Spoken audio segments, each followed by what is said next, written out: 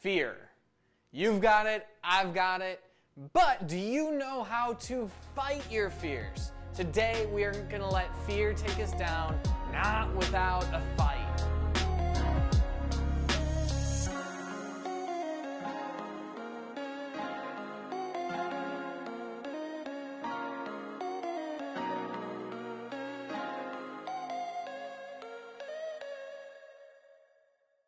Hi, my name is Godfrey, and throughout my life, growing up, I've had to deal with fear, anxiety, disappointment, and even setbacks.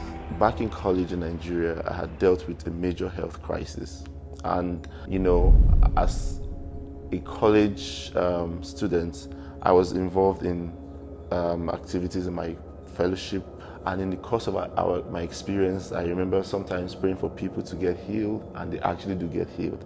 And then I would go back and ask God, but people get healed. We pray for people and they get healed, but God, why don't you just take this thing away from me? I would try all sorts of medical advice and things to do. It just wouldn't go. So it became a major health concern I was dealing with for years. And then fast forward to when I came to the US, I had to deal with that condition for a long time. And then in the first lockdown, the situation became worse. And then I graduated from the U of I.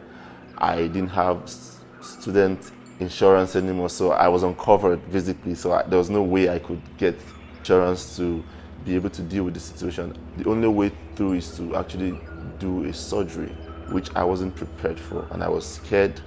I was worried because I know I wouldn't be able to afford to pay for the bills. In January of this year, I was just praying and doing my devotion in the morning, and then I heard something told me, why don't you just go to the hospital?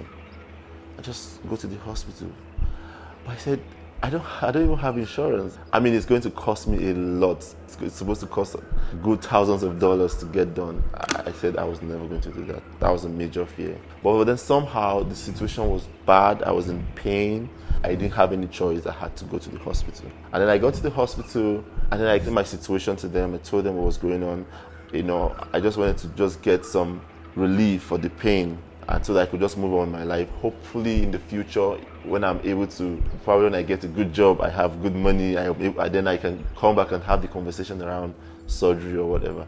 But then I was able to meet a doctor. One of the nurses told me, why don't you just go to our financial aid department and talk to them? They could just find out something for you. I was like, okay, I'll give it a try. I went there and I discussed with them. They gave me a form to fill. I did all of that and I just left, not believing that anything was going to come out of that. I just left. But then fast forward to like 2 weeks after that, I got another letter in the mail, and this letter was from the financial aid from the hospital saying that I have been given 100% off for the next year, which would cover me for the next 1 year, and which will also include maybe the surgery. That was unbelievable. The financial aid also covered the $2,500 bill that was outstanding. So I went to my doctor, and then I was able to get through the process. Eventually in June, I did the surgery. To the glory of God, now I'm fine. I'm good. Everything is perfect. My health is restored. And I'm glad that I was able to take that bold step, overcome my fear of not saying to myself, oh, this can never be done. And there's so many people who found themselves in situations, they just feel, oh, I would never take this option. No, I would never do this. And then sometimes the Spirit of God just tells you, just do this. Sometimes when we learn to obey that prompting, that voice, you never can tell. You may just see the light at the end of the tunnel. So I was able to overcome the fear, the depression, and the anxiety, and all of the setback that came with that experience, just by listening to the voice of the Holy Spirit that asked me to just go to the hospital. And with that simple step, my fear was conquered.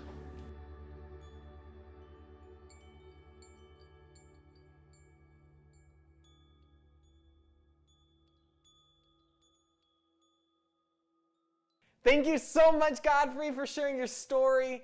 It is so cool to see how you're overcoming fear. And so let's talk about fear today. In the comments below, write what is one of your fears. Maybe it's the top fear. Maybe it's an unusual fear of yours. My fears aren't too unusual, I don't think. I've got a fear of spiders, which make me scream nearly every time. And I've got a fear of heights. I can remember walking up those steps into a water slide in Wisconsin Dells, and I saw like little kids. It was nothing for them, but for me, my heart was beating out of my chest when I saw that water slide went outside the building and around. I was so scared. I could barely stand, and I could barely breathe. Heights really, they do it to me. I'm trying to work on it, but I've got a long way to go. So again, put in the comments, what is a fear of yours? And without further ado, I have the honor to introduce our guest speaker today, Hannah Brzezowski. She's going to tell you the 4 steps to fight your fear. About 5 years ago, I took a trip to Alaska. And it wasn't your stereotypical trip to Alaska of like taking a plane and then going on a cruise ship, something nice and relaxing. No, instead, a few of my friends, Nick and I, jumped into a 12-passenger van and decided to drive up to the Arctic Ocean. So this was an adventure trip. And so before this trip, we had to get ready for the possibility of an intruder in our campsite. So we watched YouTube videos, we read articles, we looked at all this different stuff. We got this spray to protect us. We did all this preparation for the possibility of this intruder. And if you've ever gone camping in like the Rocky Mountains or something like that, you've probably been to a campsite that also prepared for this intruder of like these trash cans that have locks on them and really let you know to be ready for this. But for us, where we were going, there weren't trash cans with locks. There weren't even really trash cans because we were in the middle of nowhere. And so there was no one to protect us from this intruder. And as we'd go on hikes on this trip, I would constantly think, they've got to be out there, ready to kill me. And then as we were falling asleep at night, every night I would lie there thinking, this is it, this is the night that I die. And then I would just constantly freak out about the possibility of this intruder. Well, one night we were in the middle of nowhere. We literally camped on the side of the road because there were no campsites around. And it's beautiful and it's wonderful, but as I'm falling asleep, my fear came true. And I heard the word that freaked me out beyond anything else, and that was the word bear. And so I jumped up, threw off my sleeping bag, unzipped the tent, ran out of the tent, yelled and screamed to keep it away, and then jumped in the van and started honking the horn. And as I was honking the horn, I stared face to face with my fear, the bear. And it looked at us, and I looked at it, and then it turned around and left, and it decided this was not the campsite, not today, not the place to mess with. And the funny thing about that story is when I got home, I actually didn't have a fear of bears anymore. I didn't fall asleep in my nice, cushy bed thinking, oh, I wonder if a bear's going to get me tonight. No, that fear went away. And so I think there's seasons that we have of different fears in our lives. And today I want to challenge you to think about the fear that you've been having lately. What is that season of fear that you're in? Is it that you're wondering if your kid's going to do well in school this year, or if it's just going to be a struggle like last year with all the COVID precautions and all the chaos and everything going on in our world today? Are you thinking that your partner is going to cheat on you and you have a lot of trust issues and relationship issues because of that, because you've been hurt in the past? Or could it be that your small business is going to fail? Is that what you're thinking constantly? And you're just thinking, I'm just going to fail just like all the other small businesses last year. What is that fear for you today? Well, today I want to look at 3 steps that Jesus took in the Garden of Gethsemane about 24 hours before he died a brutal death on a cross, and what he did when he was face to face with his fears. And so we're going to be looking at Matthew chapter 26 today. It says, then Jesus went with them to the olive grove called Gethsemane, and he said, sit here while I go there and pray. What we need to understand about this verse, this scenario right now, is that Jesus had a very chaotic week the week before. And so he came into Jerusalem, a very large city, and he came in and there was a parade waiting for him to celebrate that he was going to rescue these people from Roman oppression. So he already had that pressure on him to rescue all these people from this huge empire. And then as he's going along, his reputation preceded him. And so there was a lot of people wanting to be healed by this Messiah that was coming into the city. And then on top of that, he had sermons and messages to give. And then he was also arguing with religious leaders and going through all this stuff the whole week before. And then finally, it's almost over, but then he has the Passover meal where he is pouring his heart out to his disciples, his friends at the time, and just working through the last moments together. And then we come to this moment that he is headed to the olive grove called Gethsemane. And this is a huge moment for Jesus. And he is taking time to focus on the day ahead, to focus on his fears. And what I love about this is so often when I am scared, when I have anxiety, when I have those seasons of fear that is constantly overwhelming me, I'll put on Netflix, I'll go on TikTok, I'll go on Instagram, Facebook, I'll switch off between the three, I'll turn up the radio or the music, whatever it might be, and I do everything at the same time sometimes just to get the fears out of my head. But that's not what we see Jesus doing. No, we see him taking time to focus on what is going to happen. And I think we can take a lesson from this right here. And so I would encourage you, and encourage myself too, the next time that you're scared, that you have that overwhelming anxiety or that fear that keeps on racing through your head, take time to get away and focus on your fear. Maybe for you, it's just thinking. Maybe you can just think about it. For me, it's journaling, and it's just getting all my fears out on the page and just trying to process whatever I'm scared of in that moment. But take time to focus on your fear. So first, Jesus took time to focus, then he grabbed his friends. When I was about 10 years old, I was sitting on my bed at night all alone in my house. And I remember sitting there vividly with my textbook on my lap studying like the good student that I was. I didn't have my Hillary Duff CD going. I didn't have anything like that. I was just sitting there studying.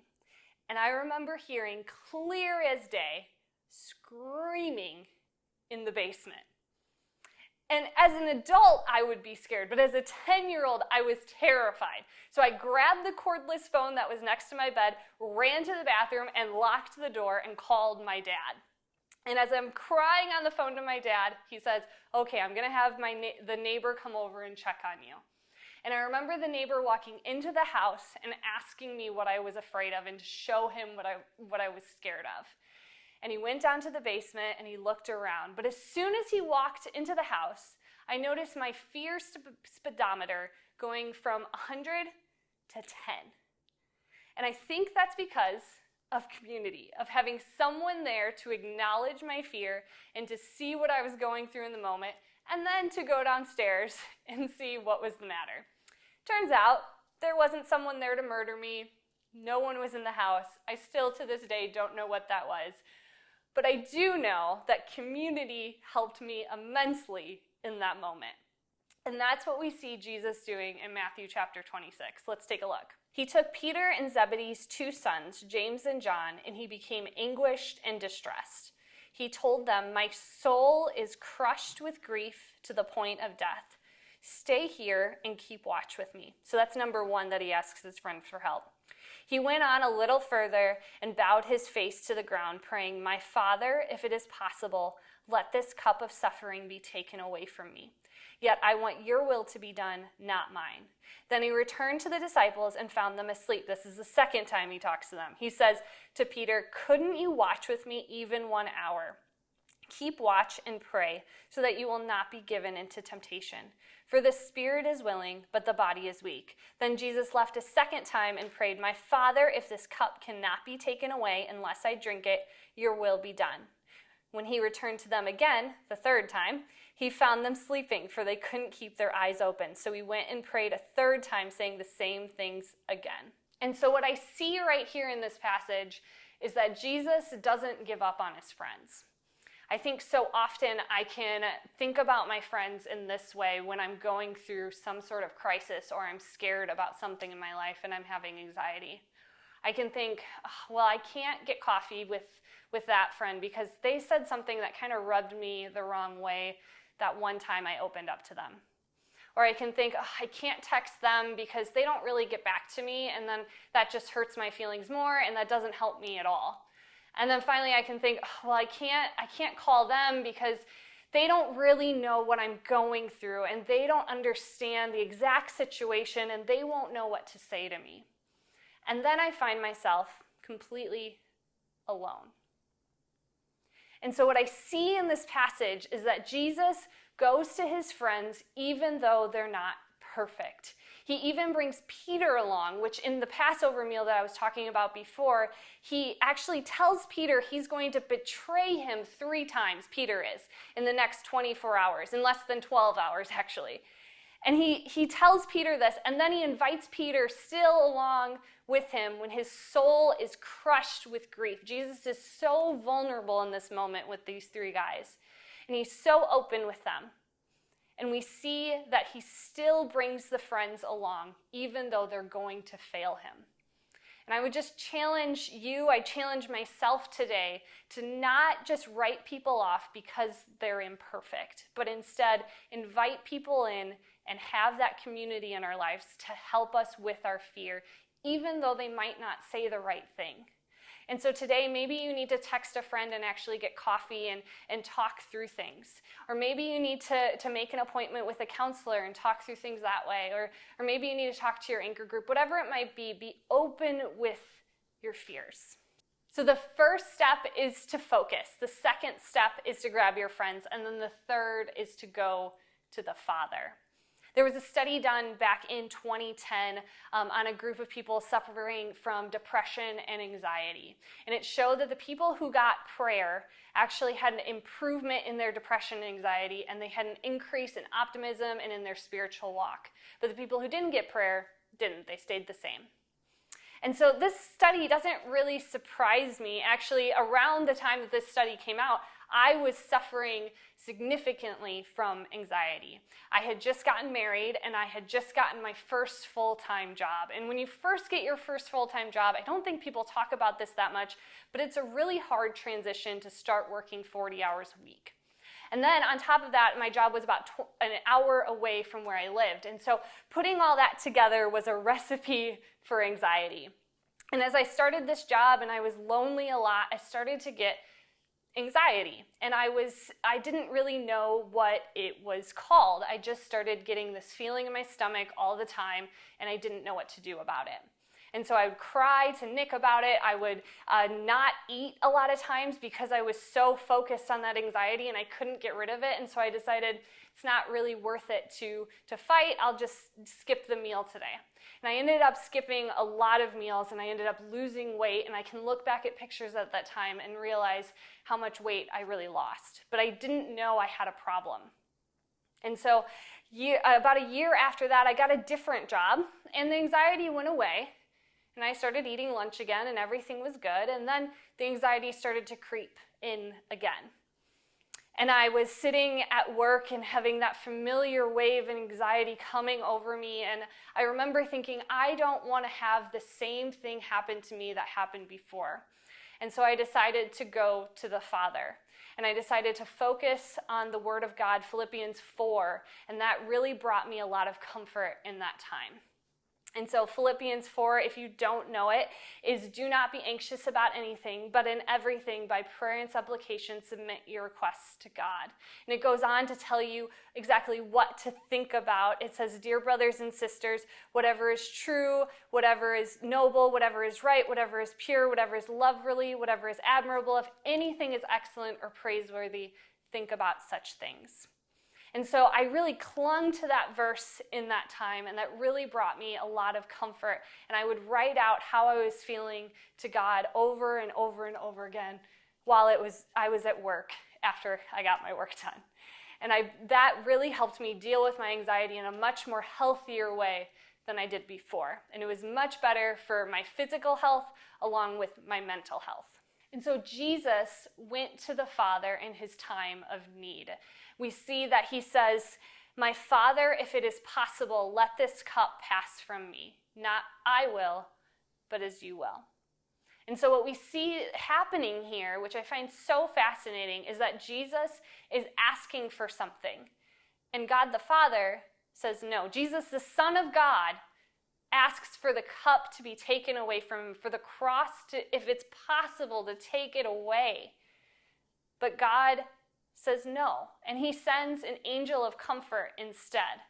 And when I read angel of comfort, I think of that Philippians 4 passage, and I see how I clung to God so much more because of my anxiety. And it was a reminder to me to go to the Father time and time and time again. And my relationship with God was so much stronger because of that time of anxiety than it would have if I didn't have that. And so for you, I would encourage you the next time you're feeling anxious to go to the Father, to be open with him, to ask him for what you need, and he will send you exactly what you need. The first step is to focus. The second, grab your friends. The third, go to the Father. And then finally is to move forward. A few years ago, Nick and I decided that it was time to move forward. It was time to leave our positions at a church that we had been at for upwards of 20 years and been on staff at for about 5. And it was very difficult for us to leave, but we felt called by God to leave and start a church. And so as we were heading into that boardroom meeting, I remember thinking all sorts of thoughts, but I'll just give you a taste today. I had the thought of how are we going to afford a mortgage or rent? Where are we going to live? I had the thought of how are we going to afford groceries when we don't even have any paychecks lined up? I had the fear of not having any friends once we moved here. We didn't know anyone in Champaign-Urbana. And then I had the fear of a lack of community, and how are you supposed to build a church without community and knowing anyone? And then finally, how do you even start a church? We'd never been a part of a new church before, and so how were we going to do this? All these different things were going through my head and more as I was heading into this boardroom meeting. Well, I grabbed my lunch, I sat down at the table, and I remember thinking all those things, and I remember feeling the anxiety all over my body, and I remember thinking, well, this is it. I have to just say it. And so we said, we're leaving. And now I can look back at that moment, and I can see how much God used that specific moment of moving forward despite my fears. And I can see how he provided for us financially. I can see how he provided people in our church, how he let us meet people in community events and neighbors and all these different things. And now we have a community here in Champaign-Urbana. I can see how I've made friends and that God has provided a house that's perfect for ministry, and he's provided a church building for us to meet at. And I've seen people grow in their faith and see people come back to church, and I've seen people come to know Jesus and get baptized and all these different things. But if I didn't have that moment that I moved forward despite my fear, none of this would have happened. When I was going into that boardroom, my heart was beating out of my chest and my palms were sweating. When Jesus was in the Garden of Gethsemane on that Thursday night, his heart, I'm sure, was beating out of his chest, and he was sweating so much so that he was sweating bullets of blood. And this is a biological phenomenon that happens under extreme stress. But right after that, after he fought his very private battle in the garden, he got up and he moved forward. He saw the soldiers were coming to arrest him. He allowed himself to get arrested. And then he fought a very public battle on the cross. And he did all of that to have a relationship with you and with me. And he stared fear in the face and he said, "Not today." And so what does that mean for you and me? I think it means moving forward despite our fear and taking that step that you've been thinking of this entire message. Look fear in the eye and say, you're not going to take joy out of my house this school year. No, I'm going to ask for help. You're not going to tell me I can't continue in this small business, I can't start this new business, because God has given me all the tools to do so, and He's called me to this. You're not going to ruin my relationship because I can't have a conversation. No, you're going to have that conversation tonight.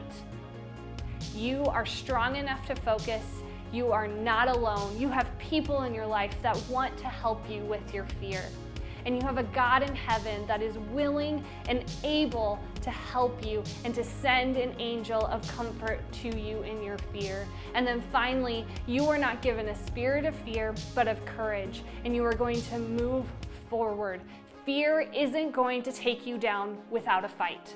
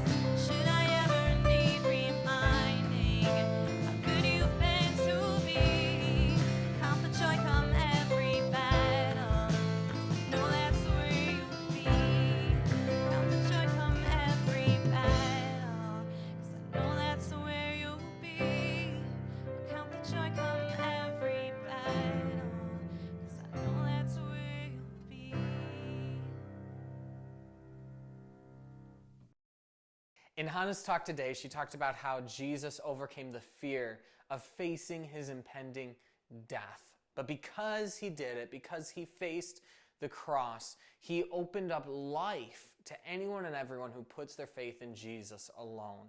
And I want to invite you, if you've never done that, to do that right now. It's as simple as calling on the name of the Lord Jesus. It's as simple and as difficult as trusting Jesus, trusting that what he did on the cross was enough to forgive you and to give you eternal life. If you have questions about starting a relationship with Jesus, or if you're ready right now, please put that in the comments right now. Say, I want a relationship with Jesus, or we have a comment that you can just simply like and we'll reach out to you. To all of you who are helping advance the mission here at Anchor and helping us create a safe environment for people to come into a relationship with Jesus, we want to say a big thank you so much. We couldn't do it without your monthly support. And I do want to invite, if you're interested in supporting us, you can go online to anchorchurchil.com/give, and you can help advance this mission today. One of Hannah's points was that we cannot overcome our fears without friends. And at Anchor, we really do. We prioritize relationships. And so what we want to do is we want to invite you to be a part of one of our Anchor groups this month. Every month we deal with the topic at hand. And so we're going to be dealing with fear this month in the context of friendships. So we invite you to be a part of that. Do not hesitate. Go to anchorchurchil.com/groups today to sign up for a group. Thanks again for joining us. We'll see you next time.